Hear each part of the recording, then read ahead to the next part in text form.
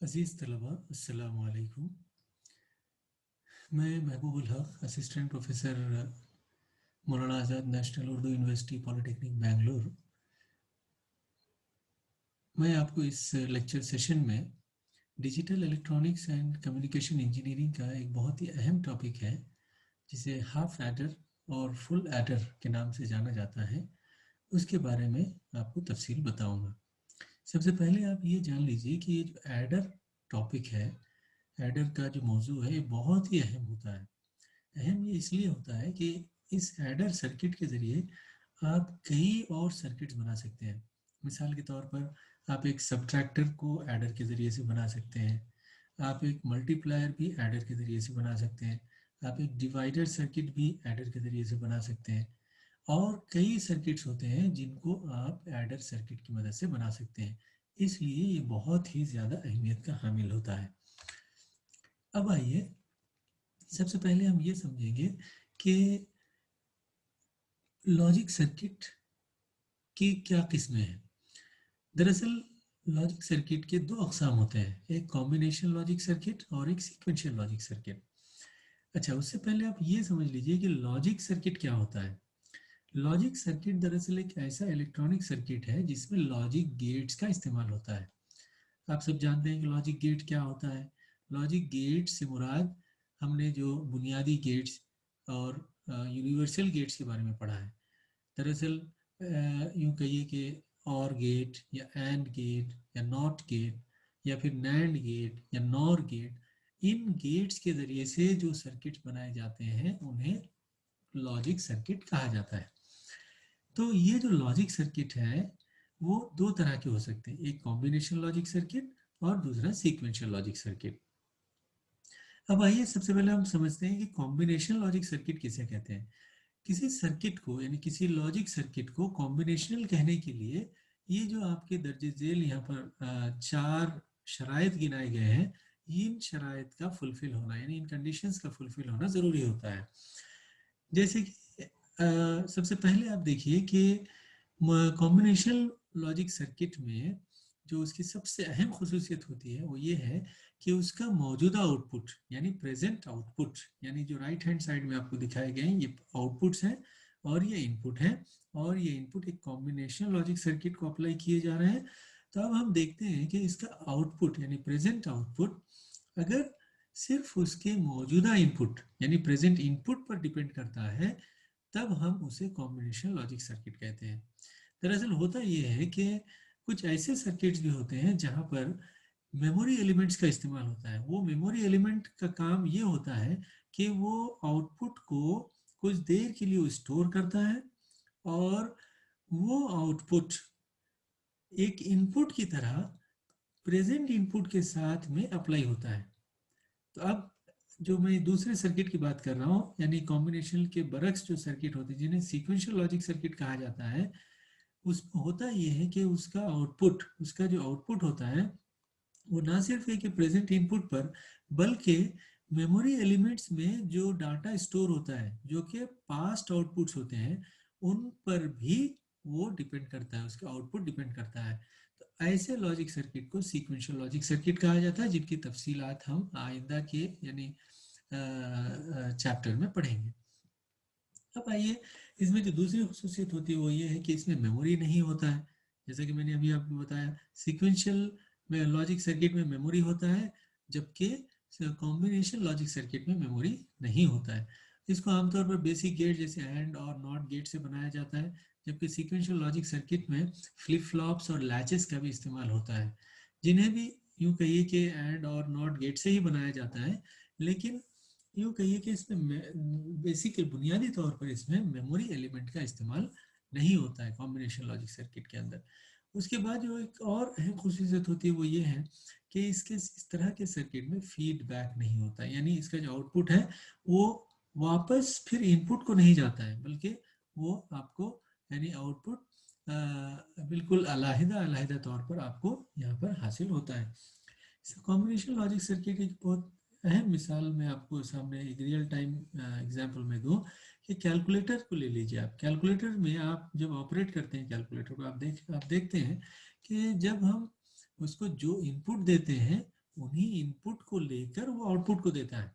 ऐसा नहीं होता है कि आपने कुछ देर पहले कुछ उसको दिया था तो उसको भी वो इनपुट के तौर पर ले रहा है और अब जो दे रहे हैं उसको भी ले रहा है और फिर आउटपुट दे रहा है, ऐसा नहीं होता है, बल्कि वो प्रेजेंट इनपुट पर ही डिपेंड करता है। तो ऐसे सर्किट को हम कॉम्बिनेशन लॉजिक सर्किट कहते हैं। हाँ, ऐसा हो सकता है कुछ ऑपरेशंस हैं जिसमें आप आंसर को स्टोर कर रहे हैं, फिर वो आंसर को भी ले रहा है और प्रेजेंट इनपुट को भी ले रहा है, तो ऐसे मौके पर हम कह सकते हैं कि उसके अंदर उसका जो सीक्वेंशियल लॉजिक सर्किट है वो काम कर रहा है। तो बहरहाल यहाँ पर हम जो है एक छोटे से ऑपरेशन को लेंगे, जैसे एडिशन का ऑपरेशन, और हम देखेंगे कि ये एडिशन का ऑपरेशन एक कैलकुलेटर के अंदर कैसे अंजाम पाता है। वो दरअसल वो क्या सर्किट्स होते हैं जो इस एडिंग के ऑपरेशन को अंजाम देता है। तो आइए यूँ कहिए कि हम एक कैलकुलेटर के एक छोटे से पार्ट को हम बनाने जा रहे हैं। तो आइए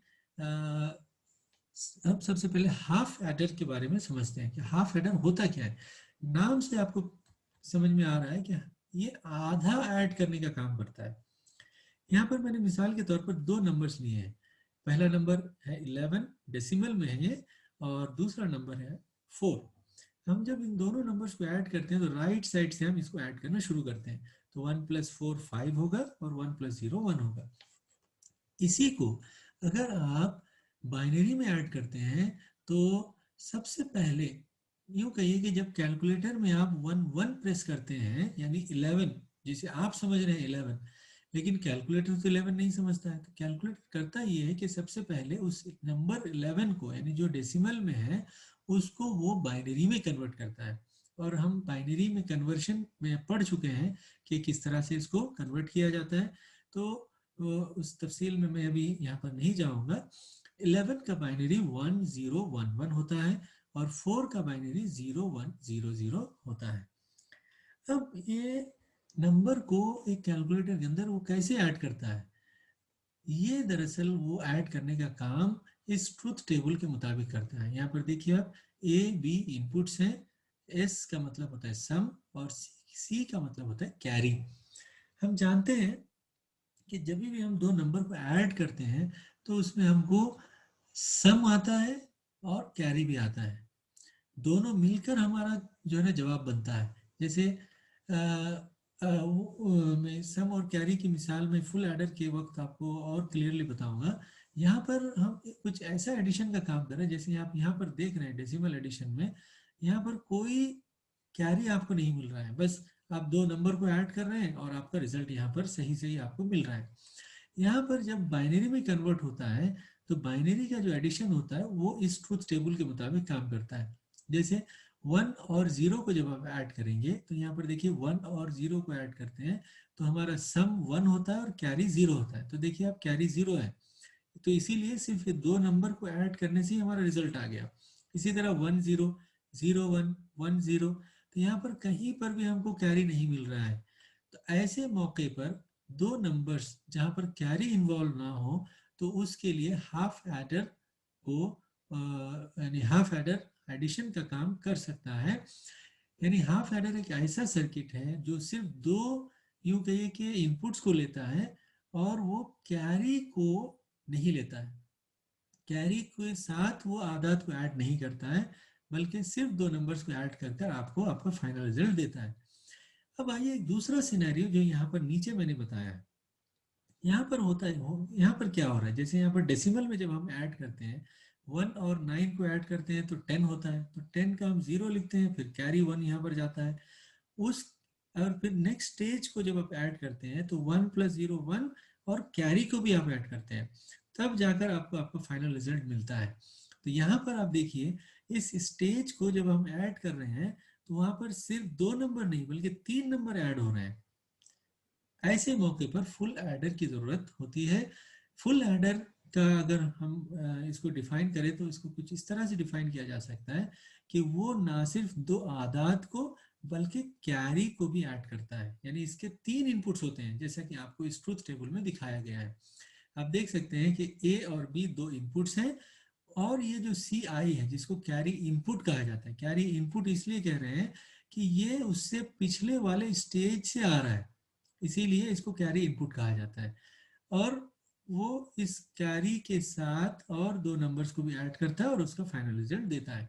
अब आइए, इसको मैंने जो आपको अभी यहाँ पर डेसिमल में बताया था, उसी को अगर हम बाइनरी की शक्ल में देखते हैं तो कुछ इस तरह से होगा। 11 का बाइनरी 1011 होगा, 09 का बाइनरी यानी 9 का बाइनरी 1001 होता है। जब हम इसे ऐड करते हैं तो आप देखिए यहाँ पर 1+1, इस ट्रूथ टेबल को देखिए आप, 1+1 आपको सम 0 है लेकिन कैरी 1 है। ये बहुत ही इंपॉर्टेंट यानी क्या कहते हैं पॉइंट है यहाँ पर, कि जब आपका इनपुट 1 1 है तो आपका result sum is equal to 0 और कैरी इज इक्वल टू 1 होता है। क्यों होता है ये भी हमको समझना जरूरी है। इसलिए कि देखिए, हम जब अपना रिजल्ट लिखते हैं तो लेफ्ट मोस्ट साइड में हम कैरी लिखते हैं और राइट साइड में हम उसका सम लिखते हैं। तो आप इसको अगर देखते हैं, 1+1 एक्चुअली 2 होना चाहिए। बाइनरी में 2 यानी डेसिमल में 2 होता है, डेसिमल 2 होता है, तो वो कैसे हमको आ रहा है जरा देखिए आप।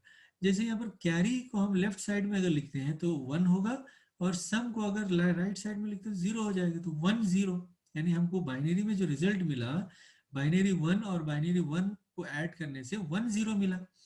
1 0, आप थोड़ा सा गौर कीजिए, 1 0 किसका बाइनरी है? वो डेसिमल 2 का बाइनरी है, यानी 1+1 2 हुआ, है ना। तो बहरहाल यहाँ पर हमको ये समझना जरूरी, ये कॉम्बिनेशन के में अक्सर बच्चे जो है कंफ्यूजन का शिकार होते हैं। तो इसलिए मैंने आपको ये मैंने आपको समझाने की कोशिश की कि ये 0 1 क्यों होता है। तो अब आइए, इस ट्रूथ टेबल की मदद से हम इसको समझने की कोशिश करते हैं। तो 1+1 0 होगा और कैरी 1 होगा। तो ये जो कैरी 1 आ रहा है, आप देखेंगे ये वाला 1 अब नेक्स्ट स्टेज को जा रहा है। फिर क्या होगा, ये 1+0 करेगा, 1+0 1 होता है, फिर ये कैरी 1 को भी लेगा। तो अब क्या हो जाएगा, 1 1 0 को ऐड कर रहा है, यानी 3 नंबर ऐड हो रहे हैं। यानी अगर आप फुल एडर के ट्रूथ टेबल को देखेंगे तो 1 1 0, तो हमारा सम क्या होगा, क्या 0 होगा और कैरी 1 होगा। तो यहाँ पर देखिए सम 0 हो गया, और ये जो कैरी है अब ये फिर नेक्स्ट स्टेज को शिफ्ट हो जाता है, यानी नेक्स्ट स्टेज को जाता है, जैसा कि आमतौर पर डेसिमल में होता है, बिल्कुल उसी तरह बाइनरी में भी होता है। अब ये 1 कैरी 0 0, यानी 3 नंबर, अब हमारे पास 0 0 1 हो गया, यानी 2 नंबर 0 0 है और हमारा कैरी 1 है, यानी 2 नंबर 0 0 है, कैरी 1 है, ये वाला कॉम्बिनेशन। तो यहाँ पर सम क्या है, 0 है और कैरी भी 0 है। तो आप देख सकते हैं, सॉरी यहाँ पर ये गलत लिखा गया है, यहाँ पर कुछ मिस्टेक है, यहाँ पर 1 होना चाहिए। तो सम इसका 1 होगा और कैरी भी 1 होगा, तो सॉरी कैरी 0 होगा। तो यहाँ पर देखिए, अब कैरी अब 0 जा रहा है नेक्स्ट स्टेज को। तो अब क्या होगा, आपके दो नंबर्स 1 1 हो गए, 1 1 हो गए और कैरी 0 हो गया, कैरी आपका 0 है, तो आपका रिजल्ट क्या है, सम 0 है और कैरी 1 है। तो ये देखिए, अब सम 0 है और इसका जो फाइनल कैरी है वो यहाँ पर है, जो कि यहाँ पर दिख रहा है, और यही कैरी है जिसको हम आमतौर पर यहाँ पर लेफ्ट साइड में लिखते हैं। अगर आप इस बाइनरी को फिर डेसिमल में कन्वर्ट करेंगे तो आपको 20 मिलेगा, जैसा कि यहाँ पर दिखाया गया है। तो उम्मीद है कि आपको आपको अभी ये हाफ एडर और फुल एडर का डेफिनेशन समझ में आ गया होगा। सिंपल ये है कि हाफ एडर में सिर्फ दो नंबर को ऐड करता है, कैरी को वो इग्नोर करता है, बल्कि कैरी को वो ऐड करता ही नहीं है। और फुल एडर में होता ये है कि दो नंबर के साथ साथ प्रीवियस स्टेज से जो भी कैरी आ रहा है उसको भी वो कंसीडर करता है, और आपका वो यूं कहिए कि फाइनल आउटपुट देता है। तो यूं कहिए कि फुल एडर के जरिए से हम यूं कहिए कि एक्यूरेट आउटपुट हमको मिलता है। अब आइए, थोड़ा सा हम यहाँ पर देखते हैं कि हाफ एडर को किस तरह से बनाया जाता है। तो इसको आप अगर हम उर्दू में समझने की कोशिश करें तो निस्फ जामे यानी आधा जमा करने वाला के यूं कहिए कि मीनिंग से समझ सकते हैं। तो हाफ एडर एक ऐसा डिजिटल सर्किट है जो दो 1 बिट बाइनरी आदाद को जमा करता है और नतीजे में उसका सम और कैरी आउटपुट देता है। चूंकि इनपुट में दिए गए दो बाइनरी आदाद को ही जमा करता है और कैरी को जमा नहीं करता, इसलिए इसको हाफ एडर कहा जाता है। अब आइए, हाफ एडर के block diagram, truth table, logic expression, logic diagram यहाँ पर दिया गया है। सबसे पहले आप ब्लॉक डायग्राम देखिए, इसके दो इनपुट होंगे क्योंकि दो नंबर्स को हम ऐड कर रहे हैं, दो बाइनरी 1 बिट नंबर्स को ऐड कर रहे हैं। इसका आउटपुट हमको सम और कैरी के तौर पर मिलता है। तो यहाँ पर जो ट्रूथ टेबल मैंने आपको बताया था अभी कुछ देर पहले, वही ट्रूथ टेबल है यहाँ पर। ओके, उसके बाद ये ट्रूथ टेबल है, यहाँ पर एक इम्पॉर्टेंट स्टेप ये है कि इस ट्रूथ टेबल के जरिए से अब हमको लॉजिक एक्सप्रेशन हासिल करना है। यानी इस पूरे फंक्शन को अंजाम देने के लिए एक मैथमेटिकल एक्सप्रेशन आपको निकालना है। वो निकालने के लिए दो तरीके होते हैं, एक तो एसओपी या पीओएस का मेथड यानी सम ऑफ प्रोडक्ट और प्रोडक्ट ऑफ सम मेथड, और दूसरा होता है के मैप का मेथड। एसओपी यानी सम ऑफ प्रोडक्ट के जरिए से अगर आपको निकालना हो तो उसका जो सिंपल तरीका है वो ये है कि जहां पर भी हमको वन आउटपुट में दिख रहे हैं, जैसे यहाँ पर सम का अगर एक्सप्रेशन निकालना है तो सम में कहाँ कहाँ पर वन है उसको पहले देखिए आप। जैसे यहाँ पर वन है, इसके करस्पॉन्डिंग इनपुट्स को देखिए।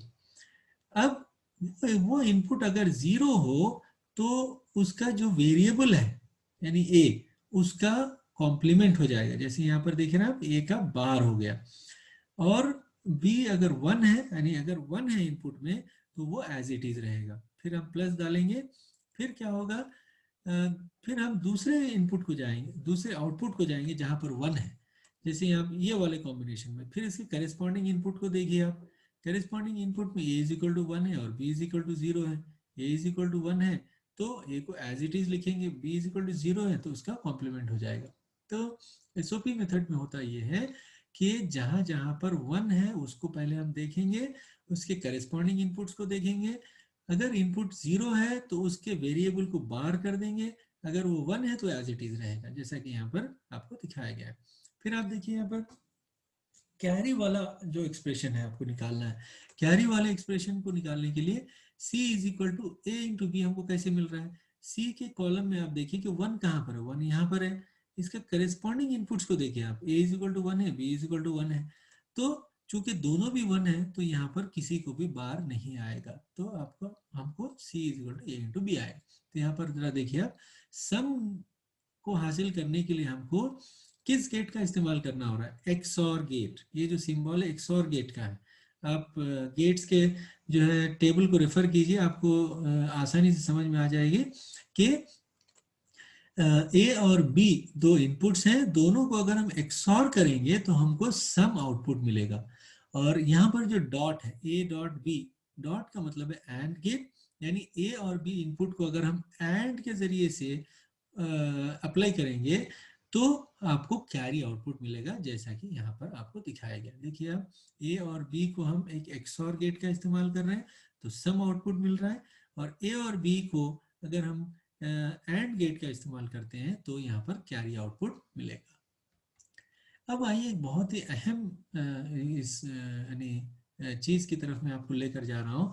यूं कहिए कि ये जो एक कैलकुलेटर आपको दिख रहा है, इस कैलकुलेटर में एक छोटा सा सर्किट हम बनाने जा रहे हैं। मान लीजिए कि अभी जो हमने पढ़ा एडर सर्किट, वो एडर सर्किट को हम बनाने जा रहे हैं। यूं कहिए कि आप एक सर्किट बनाएंगे और यूं कहिए कि आप उसको अगर फैब्रिकेशन लैब को भेजेंगे तो आपको सर्किट बनाकर आपको दे सकता है। तो इस काबिल हमको बनना है। तो आइए हम इस छोटे से सर्किट को बनाने की कोशिश करते हैं इस अहम यूं कहिए कि सेशन में। ओके, सबसे पहले आप देखिए कि एक हाफ एडर का ट्रुथ टेबल क्या होता है। हाफ एडर का ट्रुथ टेबल ये है, ए और बी दो इनपुट्स हैं, वो 0 0 हो सकते हैं, 0 1 हो सकते हैं, 1 0 हो सकते हैं, 1 1 हो सकते हैं। हमको दो आउटपुट मिलेंगे यहाँ पर, सम और कैरी। ये दरअसल कैरी आउटपुट है, ये कैरी इन की तौर पर नहीं जा रहा है। ऐड तो सिर्फ दो ही नंबर को कर रहा है, लेकिन आपका आउटपुट जो है वो तो सम और कैरी देगा ही देगा, लेकिन वो इनपुट में कैरी को इग्नोर कर रहा है। कैरी कहीं पर भी ऐड नहीं हो रहा है, जैसे कि फुल एडर में होता है। ओके, तो ये हो गया उसका ट्रुथ टेबल।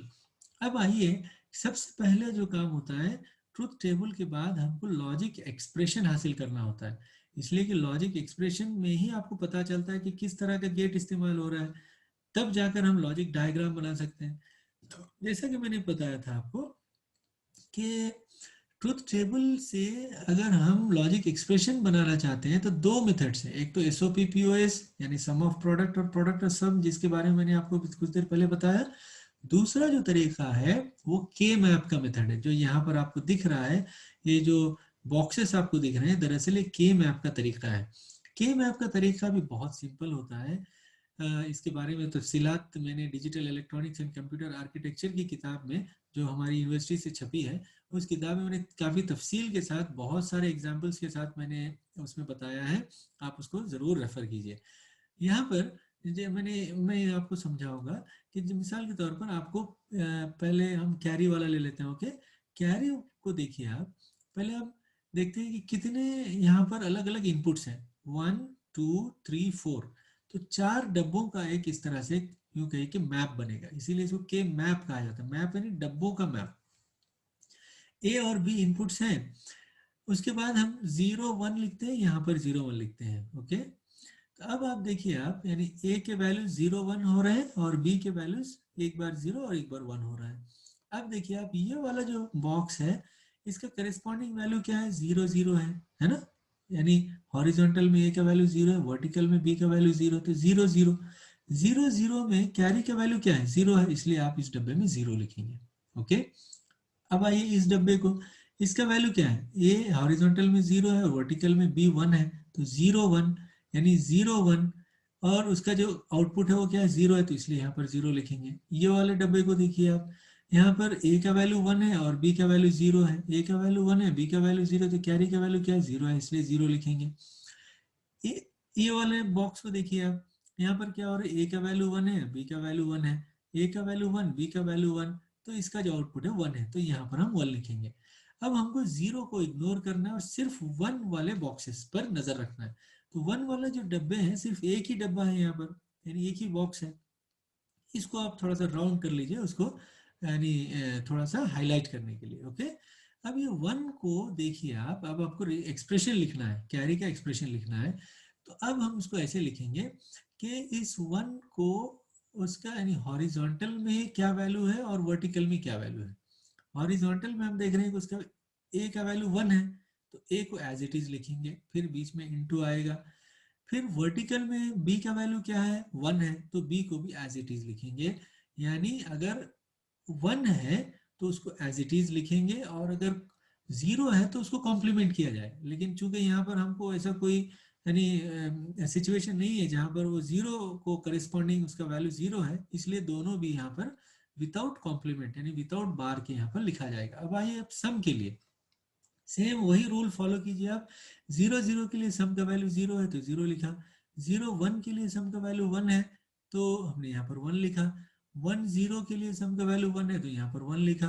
1 1 के लिए सम का वैल्यू 0 है, तो यहाँ पर 0 लिखा। फिर मैंने आपको जैसे कहा कि 0 को इग्नोर कीजिए और सिर्फ 1 को ही लीजिए, तो 1 को आप हाईलाइट करने के लिए यहाँ पर उसको सर्कल कर लीजिए। अब देखिए आप इस 1 को देखिए, इस 1 का करेस्पॉन्डिंग ए का वैल्यू क्या है? 1 है, इसलिए हमने क्या किया, यहाँ पर ए को एज इट इज लिखा। लेकिन इसी 1 का करेस्पॉन्डिंग बी का वैल्यू 0 है, तो इसलिए हम इसको बार कर दें। ये इसका के मैप का जो है तरीका है, उसका एक स्टैंडर्ड प्रोसीजर है। ओके, इसी तरह आप इस 1 यानी इस 1 का काम हो गया। इस 1 का करेस्पॉन्डिंग जो एक्सप्रेशन है वो ए बी बार है, फिर प्लस डालेंगे, यानी आप दूसरे 1 को जा रहे हैं। यहाँ पर देखिए आप, ए का वैल्यू 0 है तो ए का बार हो गया, और बी का वैल्यू इसका करेस्पॉन्डिंग वैल्यू 1 है, तो वो एज इट इज रहेगा। ओके, तो हमको जो एक्सप्रेशन मिला है वो है A B bar plus A bar B. और आपको मालूम होना चाहिए कि ये जो एक्सप्रेशन है ये दरअसल ए एक्स और बी का एक्सपेंशन है, यानी ए एक्स और बी का फॉर्मूला है A B bar plus A bar B, इसलिए हम उसको ए एक्स और बी लिख सकते हैं। तो हमको आप देखिए आप, हमने एसओपी के जरिए से हमको ही मिला था, है ना। एसओपी में भी हमको ए बार बी यानी ए प्लस ए बी बार यानी ए एक्स और बी मिला था, और सी यानी कैरी के लिए ए इंटू बी मिला था, और हमने अभी के मैप के तरीके से भी किया, तभी भी हमको वही एक्सप्रेशन हासिल हुआ है। ओके, अब आइए इसको हम एक बार आपको लॉजिक एक्सप्रेशन मिल जाए तो आप लॉजिक डायग्राम डाल सकते हैं, है ना। तो यहाँ तक हम समझ चुके हैं। अब ये वाला जो पार्ट है ये सिर्फ आपको मैं समझाने के लिए बता रहा हूँ, जबकि आपके सिलेबस में ये नहीं है, लेकिन आपको ये समझने के लिए कि कैलकुलेटर में वो सर्किट बनता कैसे आइंदा जाकर। अब होता ये है कि इस गेट के अंदर दरअसल कई ट्रांजिस्टर्स होते हैं। ये जो गेट्स हैं दिखने में ये सिंबॉलिक गेट हैं, लेकिन ये दरअसल ट्रांजिस्टर से ही बनाए जाते हैं। आपको मालूम होना चाहिए कि एक नैंड गेट के अंदर 4 ट्रांजिस्टर्स होते हैं, नॉट गेट के अंदर यूं कहे कि उसमें 2 जो है ना गेट सॉरी ट्रांजिस्टर्स होते हैं, ओके, तो ये इस लॉजिक डायग्राम को अब ट्रांजिस्टर लेवल सर्किट में कन्वर्ट किया जाता है। तो यहाँ पर देख सकते हैं आप, ये जो एक एक जो आपको दिखाई दे रहा है, एक पी मॉस है, यानी P type metal oxide semiconductor MOSFET, जिसके बारे में आपने पढ़ा होगा। ओके, ये पी मॉस है और ये एन मॉस है। ये बबल के साथ जो होता है उसे पी मॉस कहा जाता है, बबल नहीं होता है उसको एन मॉस कहा जाता है। होता ये है कि इस पूरे लॉजिक सर्किट को अब ट्रांजिस्टर लेवल सर्किट में कन्वर्ट किया जाता है, और यही ट्रांजिस्टर लेवल सर्किट को अगर हम फैब्रिकेशन लैब में, यानी जहाँ पर चिप्स बनाए जाते हैं, जहाँ पर इंटीग्रेटेड सर्किट्स बनाए जाते हैं, अगर आप इस सर्किट को, इसका लेआउट डिजाइन करने के बाद अगर भेजेंगे, तो वो आपको एक वर्किंग, यूं कहिए कि डिजिटल सर्किट बनाकर आपको वो दे सकता है। जैसे कि यहाँ पर हमने हाफ एडर जो हमने अभी बनाया, अगर आप ये पूरा सर्किट उसके लेआउट के साथ भेजते हैं, तो वो आपको एक हाफ एडर सर्किट बनाकर दे सकता है। और यही हाफ एडर सर्किट है जो कि एक कैलकुलेटर के अंदर एक छोटा सा एडिशन का काम करता है। तो प्यारे बच्चों, उम्मीद है कि आपको यहाँ तक अच्छी तरह से समझ में आया होगा कि किस तरह से एक छोटे से लॉजिक सर्किट को ट्रुथ टेबल से होते हुए लॉजिक एक्सप्रेशन, फिर लॉजिक एक्सप्रेशन से होते हुए लॉजिक डायग्राम, और फिर फाइनली जो है उसको यूं कहिए कि एक रियल सर्किट में कैसे तब्दील किया जाता है, ये हमने यहाँ पर समझा है। फिर से आपको बता दूं कि हमारा जो सिलेबस है वो सिर्फ लॉजिक डायग्राम तक ही महदूद है। ट्रुथ टेबल, फिर जो है ना के मैप या एसओपी के जरिए से लॉजिक एक्सप्रेशन, और फिर लॉजिक डायग्राम। इसके बाद वाली जो चीज़ें मैंने महज आपको समझाने के लिए कहा है, उसको आप अभी फिलहाल के लिए इग्नोर कर सकते हैं। तो यहाँ तक उम्मीद है कि आपको अच्छी तरह से समझ में आ गया होगा। तो मैं अपनी क्लास को यहाँ पर ख़त्म करूँगा। ख़त्म करने से पहले फिर मैं आपको बता दूं कि इन सारी चीज़ों के बारे में तफसीलात मैंने digital electronics and computer architecture की किताब में बहुत ही तफसील के साथ, एग्जाम्पल्स के साथ में भी, कई दूसरे एग्जाम्पल्स के साथ मैंने अच्छी तरह से उसे एक्सप्लेन किया है। मैं आपसे रिक्वेस्ट करूँगा कि उस किताब को आप ज़रूर रेफ़र करें, ताकि आपको कॉन्सेप्ट्स और अच्छी मज़ीद आपके लिए कॉन्सेप्ट्स क्लियर होते जाएँ। थैंक यू, जज़ाकल्लाह।